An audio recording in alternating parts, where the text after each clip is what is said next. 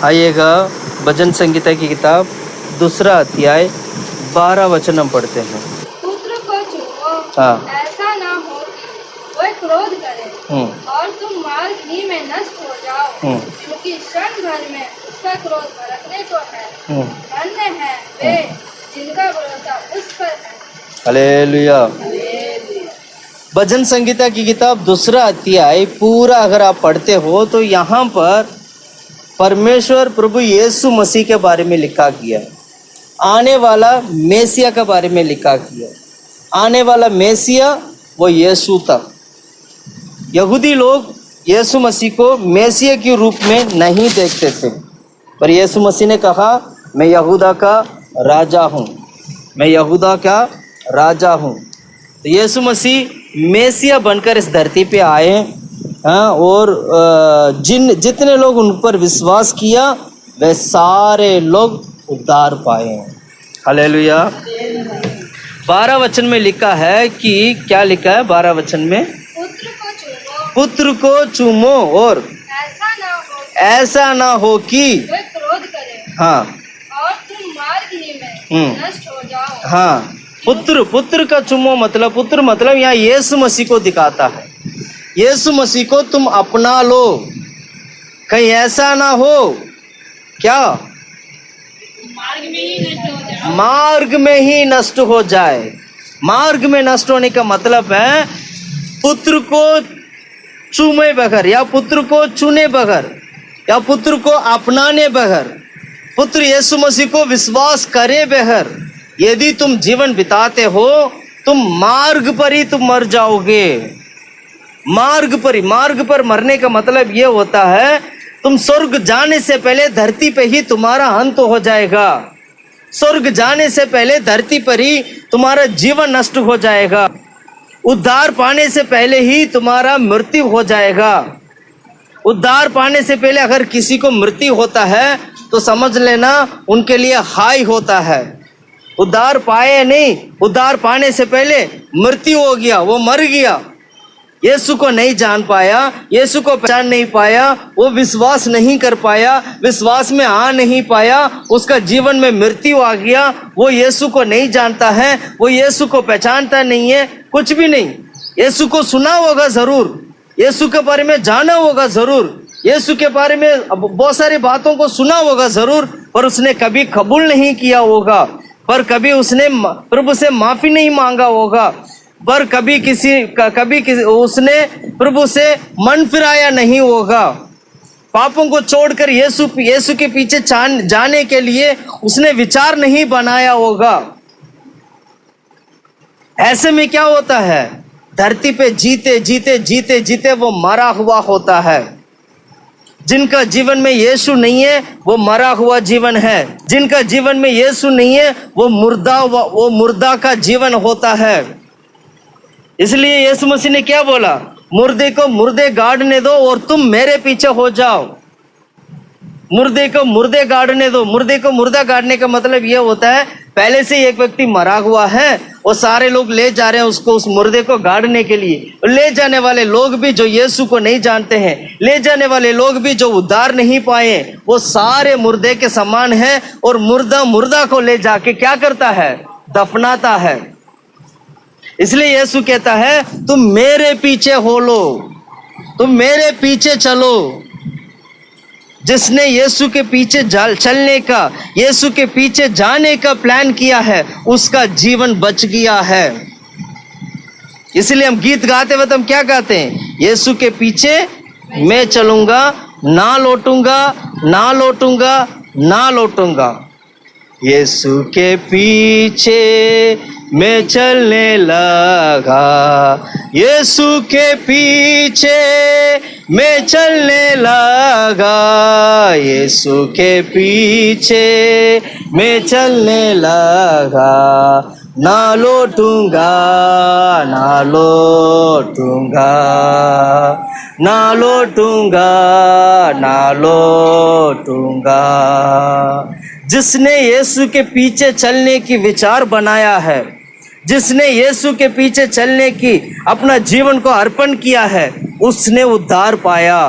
उसने अपना जीवन को नरक से बचा लिया, उसने अपनी जीवन को मृत्यु से बचा लिया, उसने अपने जीवन को उस शैतान की जंजीर से उसने बचा लिया।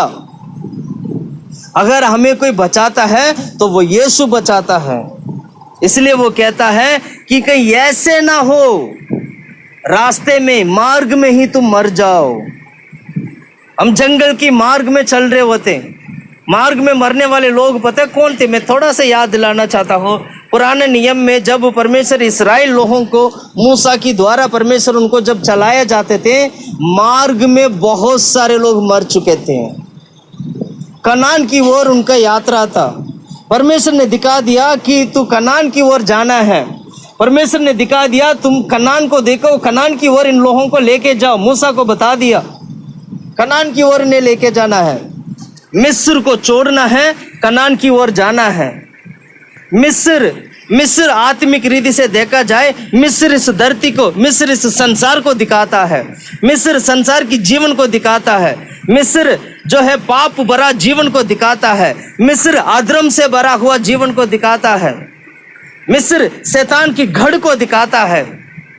इस मिस्र को छोड़कर तुम कनान की ओर जाओ। कनान जहां पर, कनान जो है वो स्वर्गीय राज्य को दिखाता है। कनान जो है परमेश्वर प्रभु यीशु मसीह के द्वारा हमारे लिए तैयार किया हुआ जगह को दिखाता है। कनान सियोन की, कनान वो देश है जो सियोन की देश है। कनान वो देश है जहां पर परमेश्वर वास करते हैं। कनान वो देश है जहां पर उद्धार पाए हुए लोग वहां पर जाते हैं। कनान वो देश है जहां पर दुल्हा और दुल्हन यीशु मसीह और उनकी दुल्हन जो कलीसिया वास करते हैं। और वहां की ओर जाने के लिए परमेश्वर ने क्या किया था? मिस्र से कनान की ओर जाने के लिए परमेश्वर ने मूसा को आज्ञा दिया और मूसा वैसे ही उन्हें लेकर चल पड़ा। उस मार्ग में नदी भी आया, उस मार्ग में समुद्र भी आया, उस मार्ग में जंगल भी आया, उस मार्ग में पानी नहीं मिला, उस मार्ग में खाना नहीं मिला, उस मार्ग में चारों तरफ बहुत बड़ी जो जानवर थे, लेकिन सबको पार कर कर जाना था। लेकिन आधे रास्ते में बहुत सारे लोग परमेश्वर की क्रोध के कारण, परमेश्वर की गुस्से के कारण, परमेश्वर की उस बड़े गुस्से के कारण चलते चलते चलते चलते धरती ने अपना मुंह खोला और लोगों को मार दिया। जिस धरती पर तुम चलते हो, आपको मैं याद दिलाना चाहता हूं, जिस धरती पर तुम चलते हो यह धरती अपना मुंह खोलने की ताकत रखता है। जब परमेश्वर आज्ञा दे तब यह धरती फट सकता है। जब परमेश्वर आज्ञा दे यह धरती अपने मुंह खोल सकता है। इसलिए सारे अधर्मों को छोड़कर, सारी पापों को छोड़कर, सारी गंदे कामों को छोड़कर कनान की ओर जाने के लिए, अपने आप खुद को बचाने के लिए यीशु मसीह के ऊपर विश्वास करना चाहिए। जिसने यीशु को पाया है वो धन्य है। Hallelujah, hallelujah.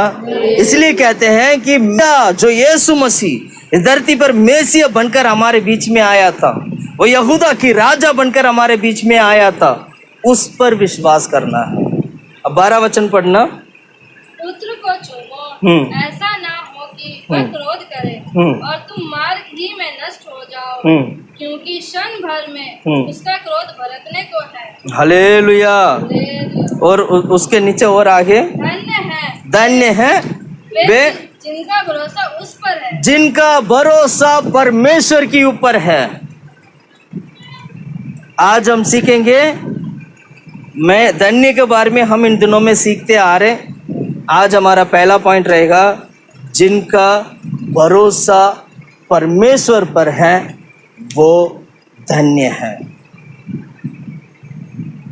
जिनका भरोसा परमेश्वर के ऊपर है वो धन्य है। Hallelujah, hallelujah. आज मैं पूछना चाहता हूँ, आज मैं आपसे बात करना चाहता हूँ, मैं आपसे एक और बार मैं पूछना चाहता हूँ, क्या आप प्रभु यीशु मसीह के ऊपर भरोसा रखते हैं? क्या प्रभु यीशु मसीह के ऊपर आप विश्वास करते हैं? क्या प्रभु यीशु मसीह को परमेश्वर के रूप में आप स्वीकार करते हैं? क्या परमेश्वर आपका जीवन में कार्य करने के लिए आप यीशु को अपने जीवन में अनुमति करते हैं? Hallelujah, hallelujah, hallelujah. आज हमारा भरोसा किस पर है? अपने आप को हमें जांचना है। ये किसी इंसान के ऊपर हमें भरोसा नहीं रखना है, किसी व्यक्ति के ऊपर हमें भरोसा नहीं रखना है। हमें बुलाया प्रभु यीशु मसीह है, हमें बुलाया सर्वशक्तिमान परमेश्वर है। हमारी भरोसा केवल परमेश्वर पर होना चाहिए, किसी व्यक्ति किसी इंसान के ऊपर नहीं। अगर किसी व्यक्ति किसी इंसान के ऊपर, किसी संस्था के ऊपर, किसी चीजों के ऊपर अगर आप भरोसा रखते हो, समय आने पर परमेश्वर आपको पाठ पढ़ाएगा कि तेरा भरोसा ये नहीं, तेरा भरोसा परमेश्वर है। तेरा भरोसा ये नहीं, तेरा परमेश्वर, तेरा भरोसा वो है। अगर इस पूरी धरती पे, बाइबल में लिखा है, अगर पूरी धरती पे अगर एक बेहतरीन चीजों का अगर हम भरोसा करें तो वो एक ही चीज है इस धरती पे, वो है यीशु मसीह। इसलिए बाइबल में क्या लिखा है? इंसान के ऊपर भरोसा करने से अच्छा है परमेश्वर के ऊपर भरोसा करना।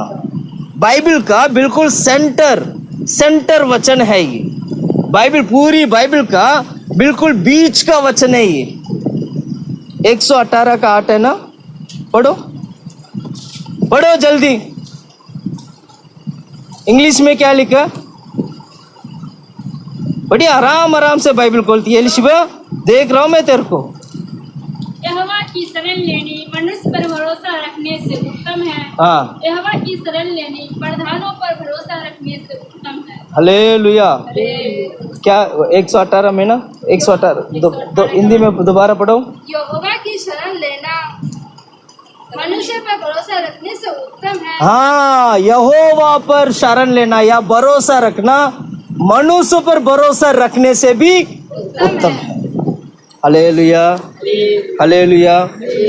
किसी व्यक्ति के ऊपर आपको भरोसा नहीं रखना है, केवल परमेश्वर के ऊपर भरोसा रखना है।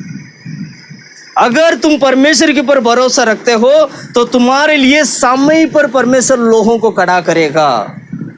अगर तुम्हारा भरोसा परमेश्वर के ऊपर है, समय पर परमेश्वर तेरे जीवन में क्या जरूरत है, परमेश्वर वहां पर किसी ना किसी को खड़ा करेगा। हम गलत ये करते हैं, हम अपनी भरोसा को किसी ना किसी व्यक्ति के ऊपर, संस्था के ऊपर, चीजों के ऊपर, उसके ऊपर, इसके ऊपर हम अपनी भरोसा रखकर अपना जीवन को हम क्या करते हैं? हम बर्बाद कर देते हैं। हम भूल जाते हैं कि हम परमेश्वर के ऊपर भरोसा रखना चाहिए। 34 का 8वां वचन पढ़िएगा।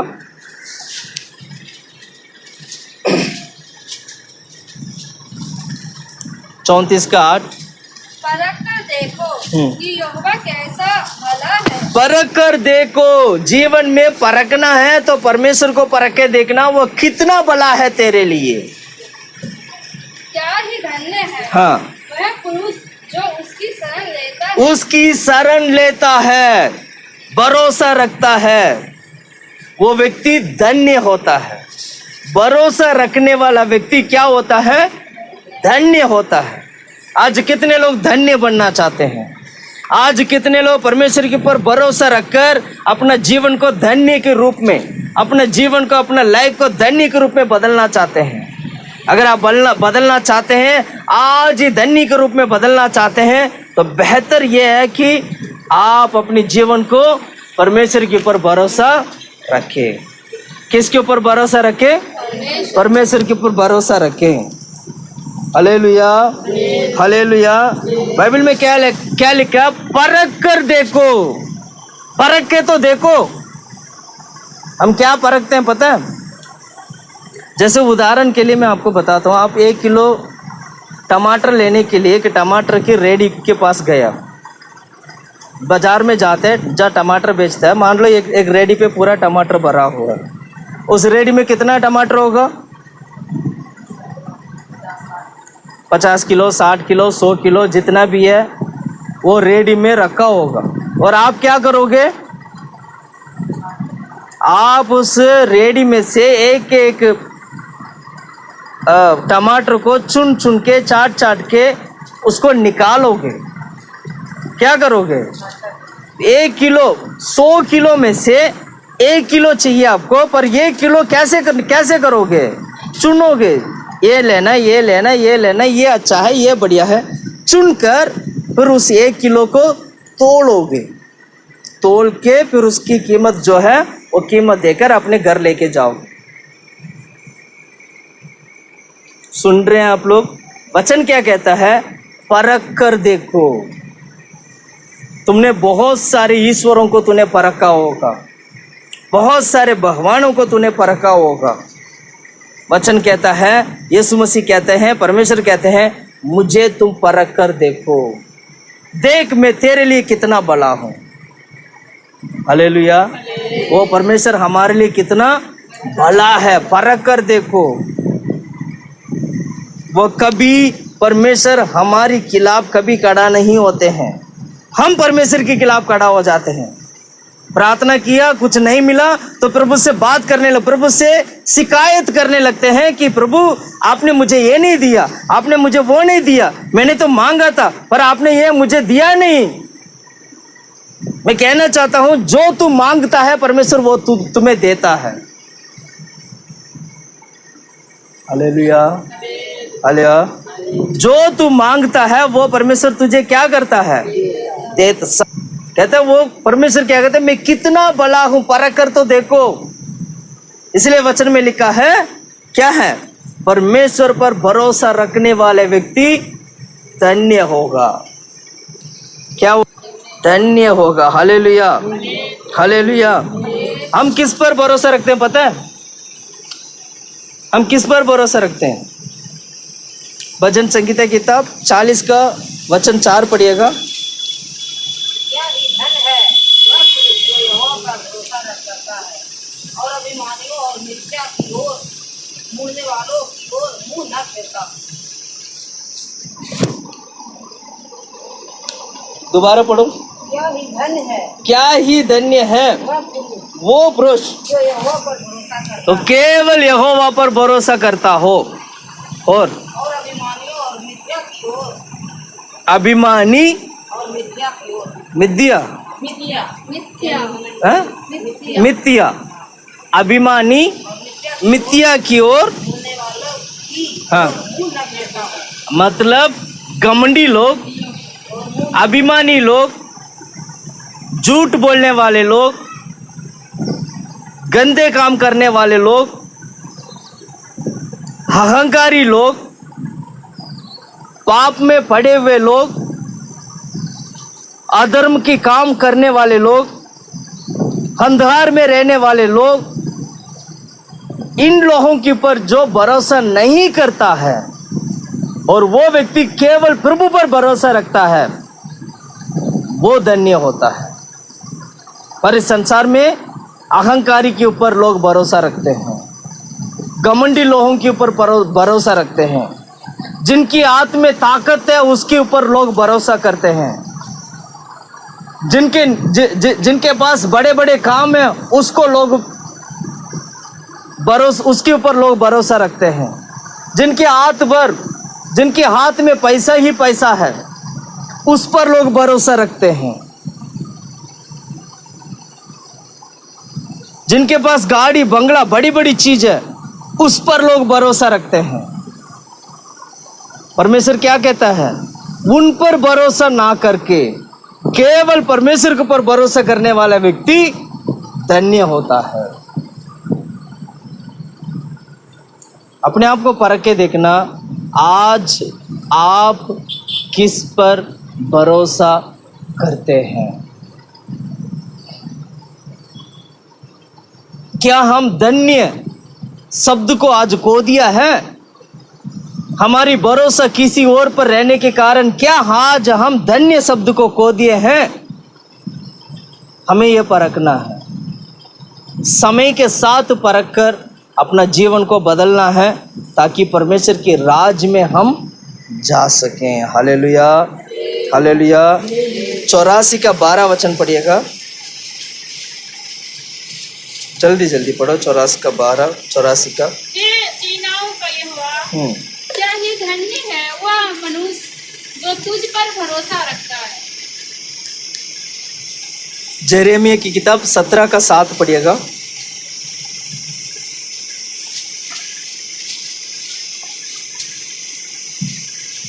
धन्य है वह पुरुष जो यहोवा पर भरोसा रखता है, जिसने परमेश्वर को अपना आधार माना है। जिसने परमेश्वर को अपना आधार माना हो। मेरा सहारा वही है और कोई सहारा नहीं है। पता है आज की तारीख में आपको सहारा देने के लिए बहुत सारे लोग बोलेंगे, पर हकीकत यह है कोई सहारा के रूप में खड़ा नहीं होंगे। आपको बोलने वाले बहुत आएंगे आपके पास, मैं आपको सहारा देता हूँ, मैं आपका साथ हूँ, मैं आपका संग हूँ, पर समय पर क्या होगा? सहारा देने वाला कोई नहीं होगा।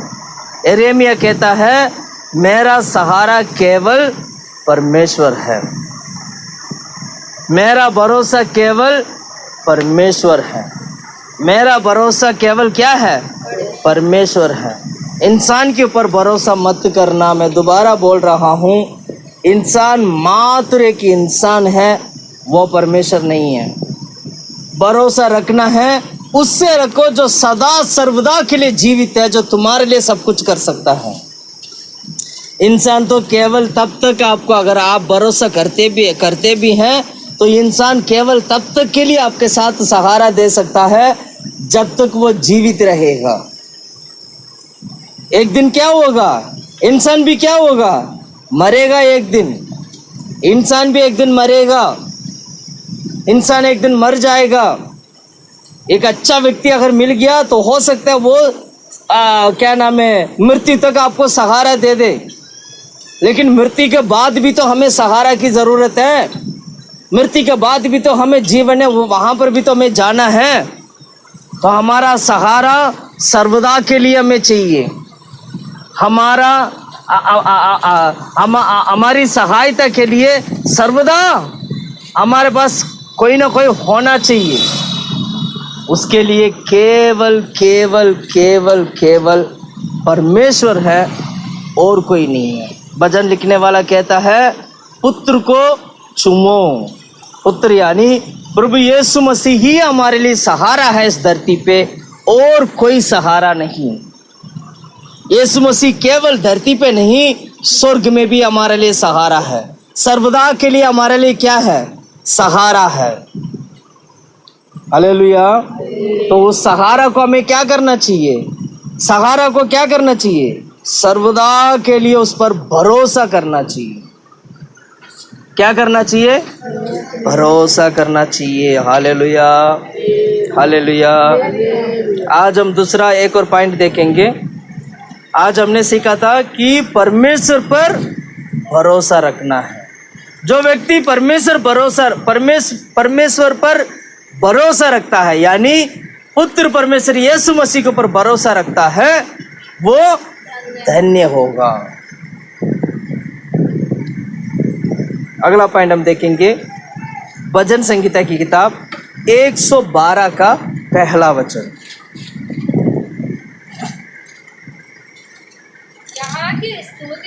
यहाँ की स्तुति करो।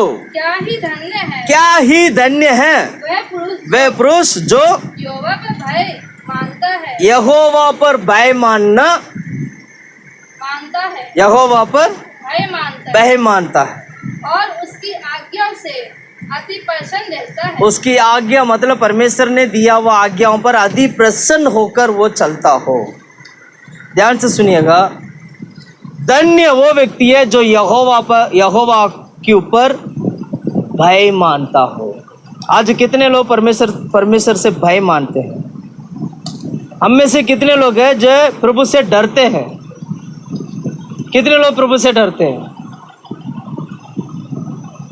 कितने लोग प्रभु से डरते हैं? प्रभु से अगर नहीं डरोगे वो फाड़ के फेंक देगा आपको। अभी तो कुछ नहीं होगा, समय आने पर परमेश्वर आपको बोलेगा मैं नहीं जानता तू कौन है। जब आप बोलोगे प्रभु मैं तो आराधना किया, ये किया, वो किया, परमेश्वर बोलेंगे हे डर भइयो। डर भइयो मतलब क्या बोलते हैं? डरने वाले लोग नहीं, क्या बोलते हैं? अधर्मियों। हे अधर्मियों, कुकर्म करने वाले लोग हो। मतलब प्रभु को कुकर्म लोग, अधर्मी लोग कभी परमेश्वर को डरते नहीं है। क्या नहीं करते? डरते नहीं। और ऐसे लोग क्या होते हैं? क्या होते हैं? बोलो, क्या होते हैं? नहीं, आप बताओ क्या होते हैं? सुनोगी तो सारा समझ में आएगा, इधर उधर भटकोगे तो कुछ भी समझ में नहीं आएगा। एक सेकंड भी वचन को ना इधर से उधर नहीं भटकने देना। अगर आप इधर उधर भटक, शैतान आपका बीच में जंगली बीज बोएगा। एक सेकंड भी इधर उधर क्यों देखना, उसको इसको क्यों देखना? मैं बोल रहा हूँ ना, वचन प्रचार करते वक्त एक सेकंड भी अगर इधर उधर आपने देखा, वहीं पर जंगली बीज बो के चले जाएगा शैतान। पता है, परमेश्वर की आत्मा इस वक्त हमारे बीच में बीज बो रहा है। परमेश्वर की आत्मा हमारे बीच में इस वक्त बीज बोकर हमारी परिवार, हमारी जीवन, हमारी पूरी कलीसिया, हर एक चीज को दोबारा खड़ा करने के लिए वो बीज की द्वारा, वचन की द्वारा हमारे बीच में कार्य कर रहा है। और इसी बीच शैतान क्या करता है? जंगली बीज को भी लेके आता है। जो लोग जगह देते हैं जंगली बीज के लिए, वो क्या करता है? उस वक्त वो जंगली बीज वहां से वो फेंक देता है। जहां पर परमेश्वर की बीज अंदर जाना चाहिए, हम ना सुनने की वजह से शैतान दूसरे बीज को डाल देता है। ये मैं बोलना चाहता हूँ। इसलिए वचन सुनते वक्त क्या करना चाहिए? बहुत ध्यान से, सिर्फ वचन के ऊपर, सिर्फ मुझे देखना है आपको। जो मैं बोल रहा हूँ उसको सुनना है।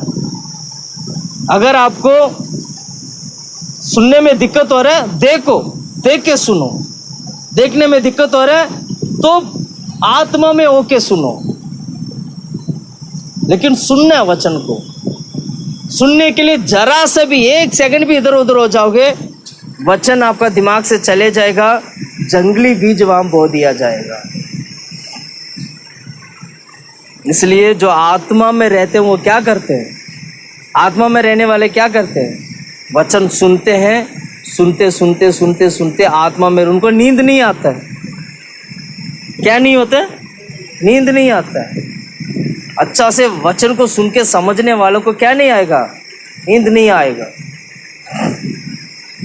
हाँ, शरीर तब थका हुआ रहेगा, काम करके थका हुआ रहते हैं, तो सुन के भी मन में सुनने की इच्छा, पर शरीर सपोर्ट नहीं कर रहा। शरीर सपोर्ट नहीं कर रहा। आत्मा तो हमेशा तैयार रहता है, पर शरीर क्या होता है? निर्बल रहता है। आत्मा तैयार है प्रार्थना करने के लिए, पर प्रार्थना करने के लिए शरीर तैयार नहीं है। हालेलुया। वचन को जरा सा भी इधर उधर नहीं, बड़ी ध्यान से सुनना है। क्या बोला था मैंने? 112 का हमने पहला वचन में क्या पढ़ा था? यहाँ की स्तुति करो, यहाँ की स्तुति करो, क्या ही धन्य है, क्या ही धन्य है वह पुरुष जो यहोवा का भय मानता हो और उसकी आज्ञा से अति प्रसन्न रहता है। हालेलुया। आज कितने लोग हैं यहोवा पर भय मानते हैं? आज मैं उठते वक्त लेट से उठ गया था। मुझे इतना ये हुआ था कि यार लेट हो गया। वो डर सा हो गया था मेरा अंदर से। प्रार्थना में जाना है, लेट हो गया। वो क्या हो गया? वो डर सा हो गया था। सुन रहे हैं आप लोग? के साथ, उस भय के साथ प्रभु के हजूर में क्या करना है? आना, दौड़ के आना है। मैं प्रभु के भवन में जाना है, आराधना करना है, मुझे प्रार्थना करना है, मैं घुटने टेकर प्रार्थना करना है। डर के प्रभु के हजूरी में आपको आना है। वो डर को प्रभु के लिए डरना है, इंसान के लिए नहीं। अगर तुम प्रभु के लिए डरते हो, तुम्हें आने के लिए भी परमेश्वर कोई तकलीफ होने नहीं देगा। सच में तुम प्रभु को डर कर प्रभु की हजूर में आना चाहते हो, तुम्हारा रास्ता पूरा परमेश्वर रखवाली करेगा। सच में तुम प्रभु की आराधना करने के लिए डर कर प्रभु के हजूर में आना चाहते हो, तो डरते आते परमेश्वर यहाँ पर प्रार्थना में भी बिठाएगा। यहाँ से आप घर जाने के लिए भी वही परमेश्वर आपको मदद करेगा। इसलिए क्योंकि तुम्हारी अंदर डर है परमेश्वर के लिए। वो डर तुम्हें क्या करेगा? प्रभु के हजूर में साल के लेके आएगा, बिठाएगा, प्रार्थना करवाएगा, फिर प्रार्थना करके आशीष करके पवित्र करके उसी परमेश्वर, वही परमेश्वर डर के साथ आपको वापस भी लेके जाएगा। ये सारा काम तब होगा जब आप परमेश्वर को डरोगे, जब आप प्रभु को डरोगे। प्रभु को डरने वाले लोग चाहे जितने भी दूर क्यों ना हो, प्रभु के भवन में जाना पसंद करते हैं। Hallelujah, hallelujah. परिस्थिति जैसे भी क्यों ना हो, परिस्थिति भयंकर क्यों ना हो, डरने की आवश्यकता नहीं है। प्रभु को डरिएगा। परिस्थिति से हम डरते हैं, इसलिए प्रभु से दूर होने लगते हैं। परिस्थिति से नहीं डरना है, प्रभु से डरना है हमें। प्रॉब्लम को देकर हमें डरना नहीं है, प्रभु से डरना है हमें। प्रभु से डरेंगे, वो प्रॉब्लम ऑटोमेटिकली थम जाएगा। विश्वास के साथ आप आना, विश्वास के साथ बैठना। Hallelujah, hallelujah. प्रभु का भय मानने वाला व्यक्ति धन्य होता है। क्या बोला मैंने? प्रभु के ऊपर भय मानने वाला व्यक्ति धन्य होता है। और उसकी कल्पना, उसकी आगे क्या लिखा था? उसकी आज्ञाओं पर, हाँ, परमेश्वर ने दिया वो आज्ञाओं के ऊपर अति प्रसन्न होने वाला व्यक्ति धन्य बन जाता है उसमें। यानी प्रभु का भय मानना धन्य है। 128 के पहला वचन में भी लिखा, पढ़िएगा।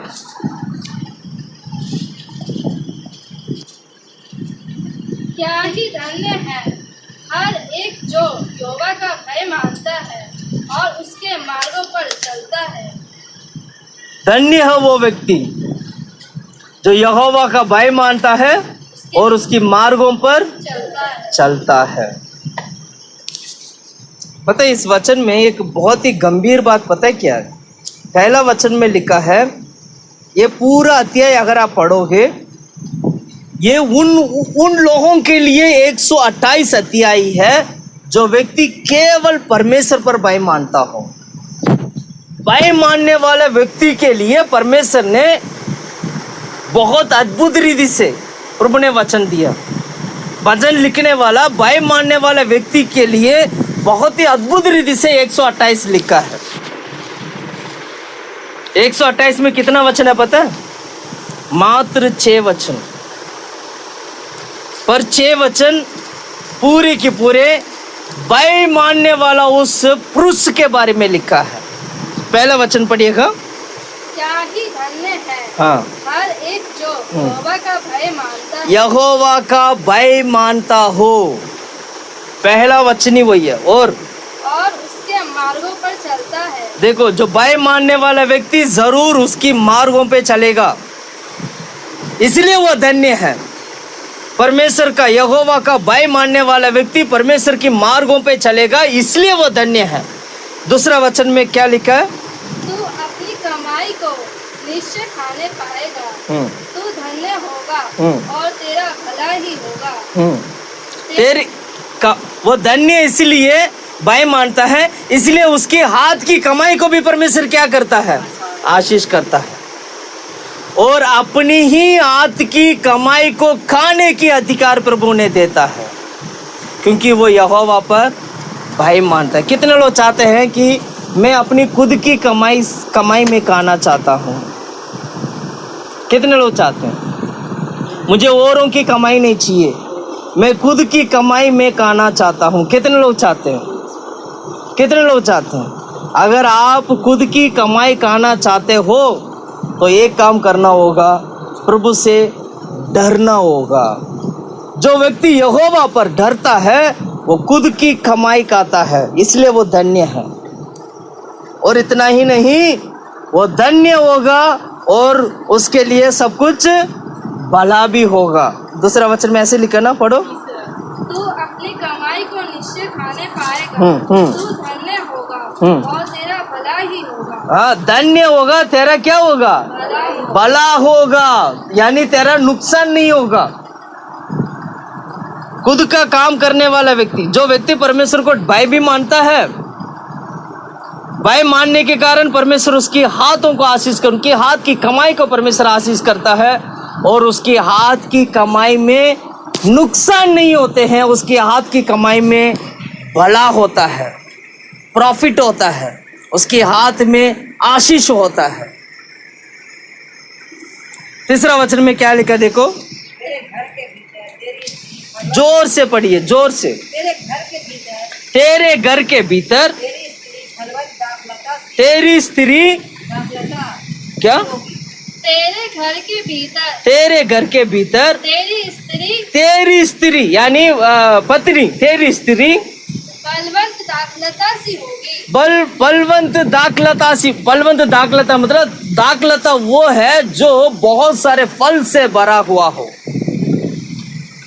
ऐसे दाखलता होगा जो फल से भरा हुआ दाखलता हो। और आगे, तेरी मेज के चारों ओर तेरे बालक जलपाई के पौधे से होंगे, जलपाई की पौधे के समान।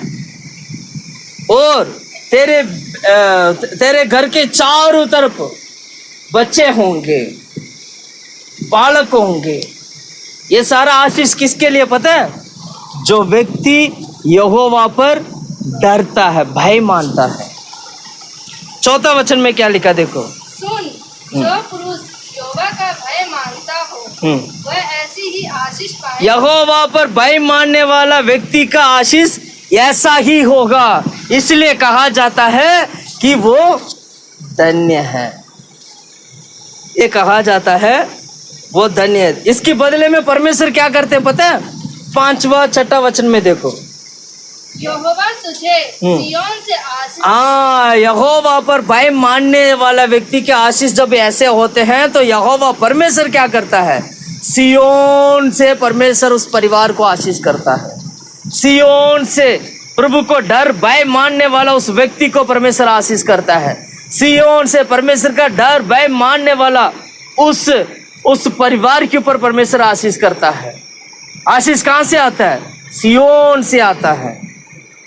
और तू जीवन भर यरूशलेम का कुशल, जीवन भर मतलब हमेशा के लिए यरूशलेम में यरूशलेम का कुशल देखता रहे। यरूशलेम का कुशल देखता रहेगा। हम धरती में जीवन बिताते हैं, हम इस धरती पे कमाते हैं, हम इस धरती पे कमाई के लिए भागते हैं। मैं आपको याद दिलाना चाहता हूँ, इस धरती में भी तुम्हारे लिए जो आशीष है वो सिय्योन से आ रहा है। इस धरती पे भी तुम्हारे लिए जो कुछ भी जरूरत है वो सिय्योन से परमेश्वर आपको दे रहा है सर्वदा के लिए। चाहे तुम धरती पे जीवन बिता लो, चाहे तुम स्वर्ग में चले जाओ, मरने के बाद जो स्वर्ग जाएंगे वहां चले जाएं, अनंत काल के लिए चले जाएं, एनीवे जैसे भी क्यों ना हो, पर तेरा आशीष सिय्योन से परमेश्वर हमेशा के लिए वो करता रहेगा। सिय्योन से परमेश्वर आशीष करेगा क्योंकि तुमने यहोवा पर भय माना। परमेश्वर के लोगों के लिए यहोवा परमेश्वर पर भरोसा करके प्रभु पर भय मानकर जीवन बिताया। प्रभु पर भय मानने वाला व्यक्ति कभी क्या नहीं करेगा? गलत काम नहीं करेगा। प्रभु पर भय मानने वाला व्यक्ति कभी गलत मार्ग में नहीं जाएगा। यहोवा पर भय मानने वाला व्यक्ति किसी के खिलाफ खड़ा नहीं होगा। यहोवा पर भय मानने वाले व्यक्ति किसी के खिलाफ क्या नहीं होगा? खड़ा नहीं होगा। परमेश्वर सिय्योन से उसे आशीष करता है क्योंकि वो भय मानने के कारण वो धन्य हो चुका है। और परमेश्वर बदले में क्या करता है? उसके परिवार को भी आशीष करता है, उसकी कमाई को भी परमेश्वर आशीष करता है।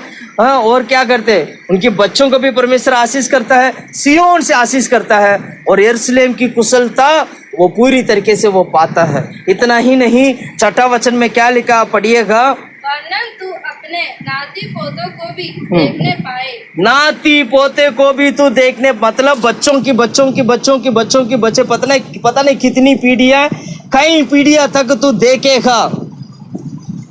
कई पीढ़ी तक परमेश्वर आप अपने बच्चों को देखने के अधिकार प्रभु आपको देगा।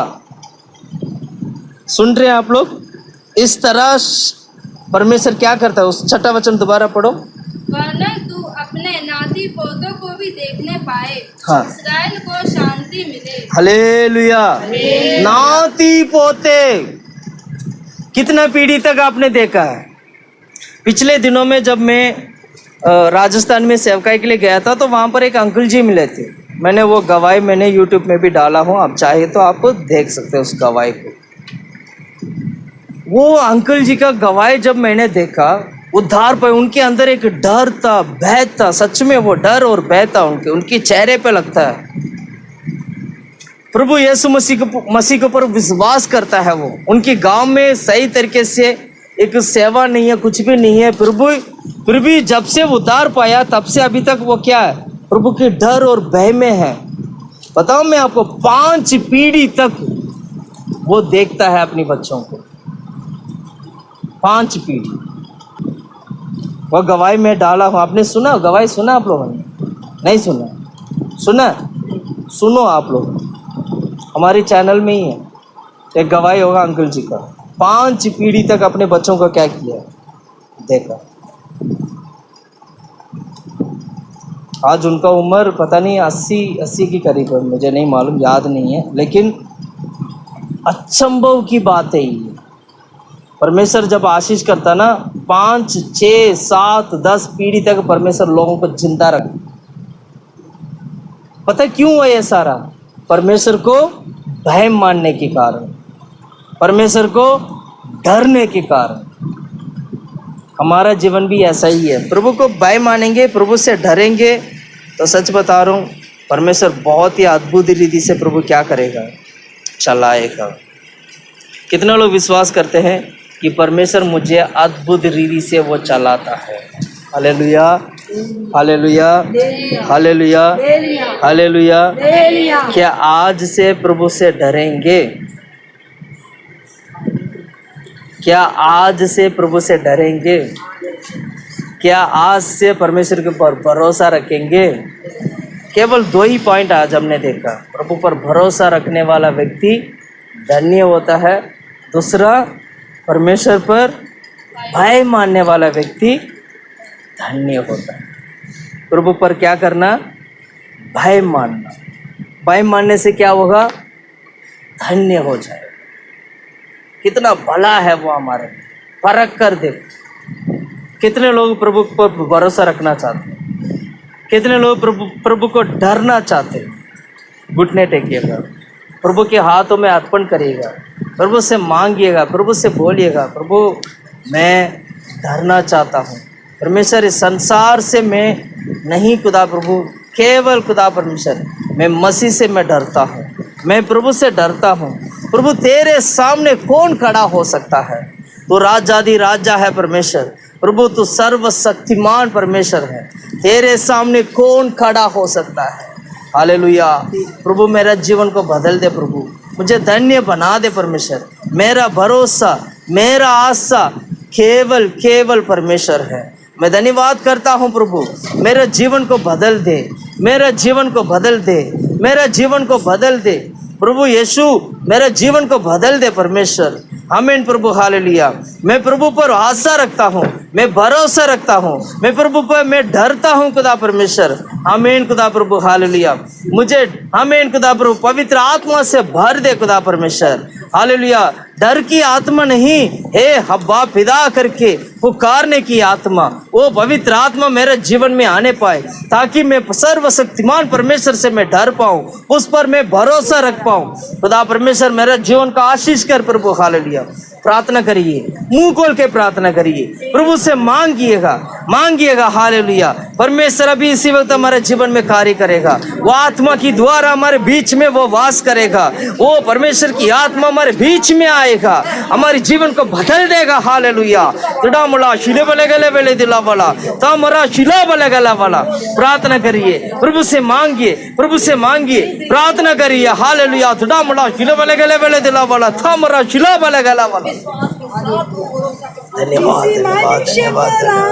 नहीं, अब मेरा निश्चय ही, किसी मन से परात दे, ओ सनातन शरण मेरी, किसी मनुष्य पर आस नहीं, अब मेरा निश्चय ही, मेरा आस केवल ईश्वर ही, ओ सनातन शरण आमीन प्रभु, सारी प्रभु अब्राहम का प्रभु, इसहाक का प्रभु, याकूब का प्रभु मेरे साथ है सदा। अब्राहम का प्रभु, इसहाक का प्रभु, याकूब का प्रभु मेरे से है सदा। सियोन के सफर में मेरा मन व्याकुल न होना कभी। सियोन के